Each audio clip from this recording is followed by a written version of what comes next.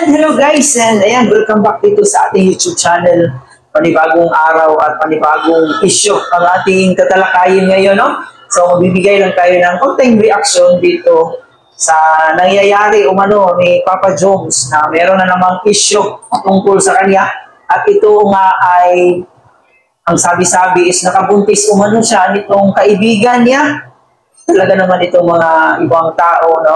Yung mga bashers talaga, kung ano-ano na lang talaga yung pumasok sa isip nila, kung ano-ano na lang talaga ipinagsasabi.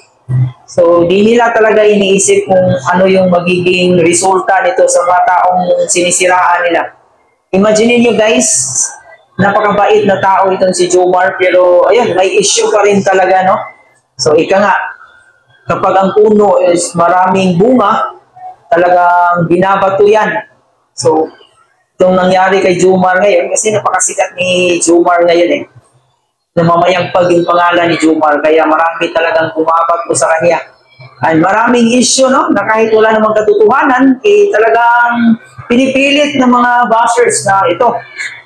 Nakabuntis nga daw si Papa Jones natin ng ibang babae. And yan siguro yung way nila para maging masaya yung buhay nila. Hindi rin natin masisisi yung mga bashers natin.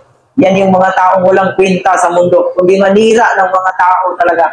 And ayan, may video clip tayong panonoorin ngayon, no? Kung saan sinasabi niya na huwag na lang nating pansinin yung mga taong naninira, no? So, hindi wala namang katotohanan yung mga pinagsasabi ng mga taong yan, yung mga bashers na yan. So, i-ignore na lang natin. So, makikita natin yan mamaya sa video. And ayan guys, kung bago ka pa lang sa ating YouTube channel, huwag mong kalimutan mag-like, share, and comment sa ating video. And of course guys, baka naman pwede niyong i-subscribe itong channel natin. And huwag rin natin kalimutan ang ama ng Kalingap, no? Si Kuya Bal Santos and si Kalingap Rab. So sa lahat po ng mga bumubuo ng Kalingap, sa lahat po ng mga charity vloggers ng Kalingap, and sa lahat po ng mga Kalingap Angels. So, supportahan po natin yung mga nila, YouTube channel at saka yung mga serye ni Kalingap Rab para mas marami pa siyang matutulungang tao, no? Kasi dyan po nakasalalay yung mga itutulong niya sa mga taong nangangailangan. And napakagandang proyekto ito ni Kalingap Rab kasi maraming matutulungan at maraming matutuwa na mga kababayan natin dito. Lalong-lalo na yung mga taong talagang nangangailangan ng tulong. So, back tayo dito sa issue, no, ni Papa Jones. So, talaga namang may mga taong walang ibang hangad kundi manira talaga. And alam naman natin na walang katotohanan itong mga pinagsasabi umano ng mga bashers ni Papa Jones na talagang nakabuntis daw ito ng kanyang kaibigan. And ayan, so, panoorin muna natin yung video. Ano ba ang pag-usapan natin? Madami? Madami sa pag-usapan ngayon. Tungkol sa mga bagay-bagay, lulunawin, kasi ang daming fake news. Huwag naman po, huwag tayo mag-init, magbabash po Opo, tapos yung mga fake news po, kanina, kain ng umaga, ako na naman yung pamihira po, yung iba dyan. Yung kaibigan ko kung isa tapos kita pa. Ako daw yung ama, ano po. Nag-iinom naman tayo. Hindi po totoo yan. Basta po, iwasan po natin mag-bash. Just spread love. Yun po, Mars naman po. And also po, fake news. Huwag po tayo magpakalat ng mga fake news po. Kasi hindi po nakakaganda, hindi po nakakapogi. Opo, thank you. And ayan, narinig po natin yung mensahe ni Papa Jones natin, no, na just spread love and no hate po. And sa mga nagpapakalat po ng fake news, so sana'y karmahin na kayo dyan.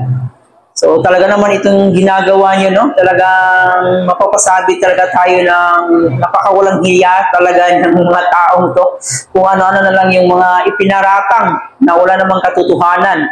So, di ba? Napakasakit lang isipin guys na yung taong napakabait, napaka-marespeto, napaka-family-oriented itong si Papa Jones natin ay may mga tao pa rin handang sirain yung pagiging mabuting tao niya. So kayo guys, kung kayo yung tatanungin, ano yung masasabi niyo dito sa mga tao mahilig gumawa ng fake news?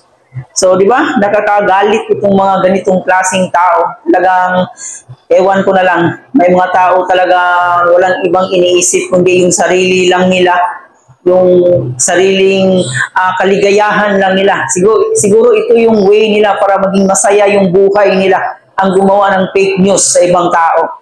So, ayan, napakabait na ni Kuya Jomar, no? Ni Kuya Joms kasi hinahayaan lang niya ito. And ayan, Papa Joms, sana'y magpakatatag ka at huwag mo na lang intindihin yung mga fake news, yung mga bashers mo. So, ipagpatuloy mo yung pagiging mabait na tao at matulungin sa kapwa. So, ayan, saludo po ako sa iyo yan. Saludo po kami sa inyo na nagmamahal sa Jumcard, lalong-lalo na sa ating Kalingap supporters, Kalingap serye. So marami po kaming nakasuporta sa inyo. So ipagpatuloy mo lang yung magandang ginagawa mo.